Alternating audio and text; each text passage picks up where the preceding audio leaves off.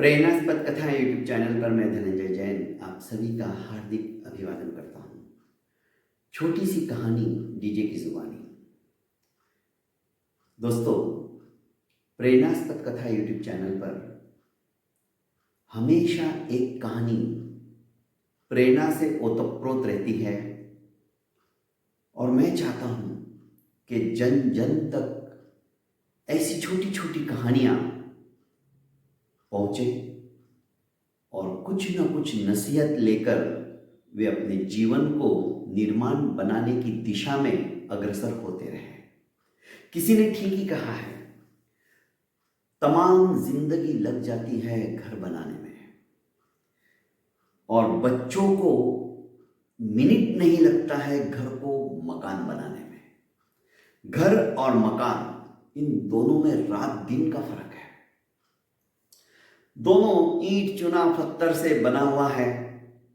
वो धर्मशाला भी होती है, होटल भी होता है और घर भी होता है। पर घर के अंदर आत्मीयता होती है, प्रेम होता है, स्नेह होता है, एक दूसरे को समझने की भावना होती है, कर्तव्य होता है। पर मकान में, धर्मशाला में, होटल में ये सब नहीं होता है।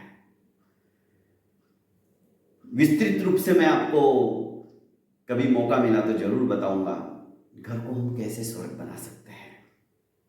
और जहां पर सिर्फ चार दीवारी रह जाती है, जहां पर हमेशा झंझट, क्लेश, एक दूसरे की टांग खींचने की भावना, वो पत्थर से बना हुआ मकान ही होता है। वहां पर आत्मीयता नहीं होती है।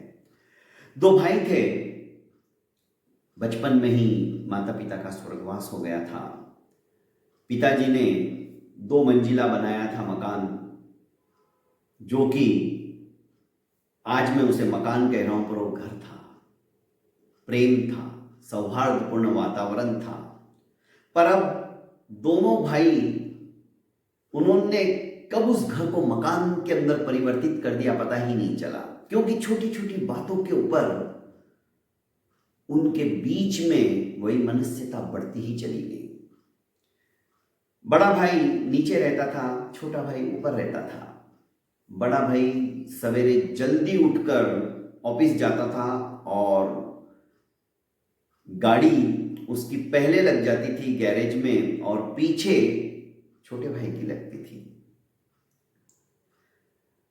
जब उसे निकालनी रहती थी गाड़ी तो बार बार वो आवाज देता था, अरे छोटे जल्दी नीचे आ, मुझे देरी हो रही है, गाड़ी निकाल अपनी, तू निकालेगा तब तो मैं जाके निकालूंगा, वरना मुझे हमेशा मेरे बॉस की डांट सुननी पड़ती है।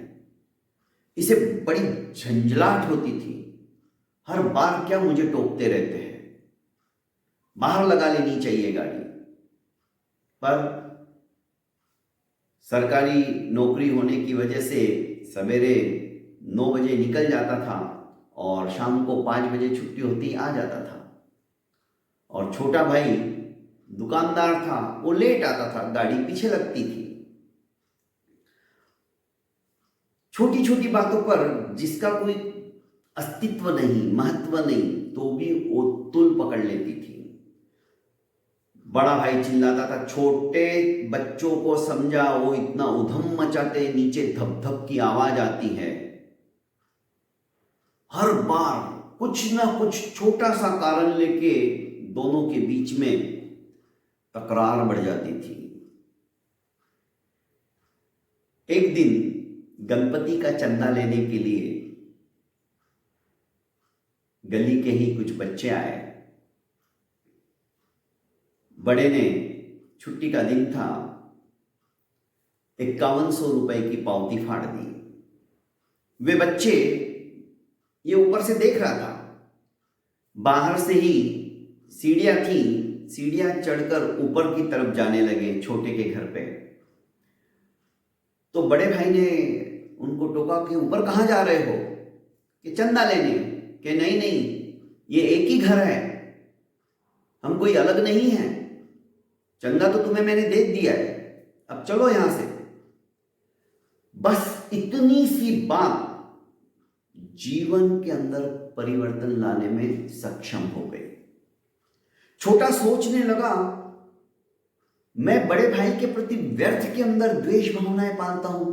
छोटी छोटी बातों को लेकर मुझे गुस्सा आ जाता है कि भैया क्या इस तरह से बार बार बार बार मेरे बारे में ही बोलते रहते, मेरे बच्चों के बारे में बोलते रहते हैं।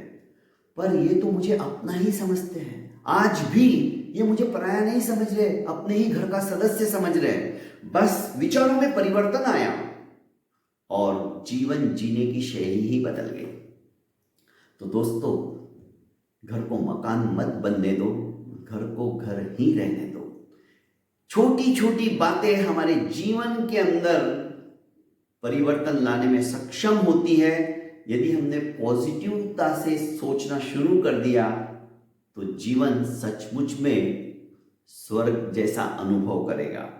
और यदि हमने उन्हीं बातों को नेगेटिविटी में लाकर सोचने लगे, अब ये पॉजिटिव सोचने लगा, सचमुच में भैया तो गवर्नमेंट जॉब में है, उनको जल्दी जाना पड़ता है, मेरी वजह से ही वो लेट होते, क्योंकि अब विचार बदल गए। बच्चों को उसने हिदायत दी कि आज से उधम नहीं मचाना, भैया को तकलीफ होती है, वे घर पे बैठ के भी लैपटॉप के ऊपर अपने ऑफिस का काम करते हैं, वो डिस्टर्ब होते हैं, तुम सारा दिन क्यों उधम मचाते हो, पढ़ाई किया करो। विचार बदल गए, सोच बदल गई।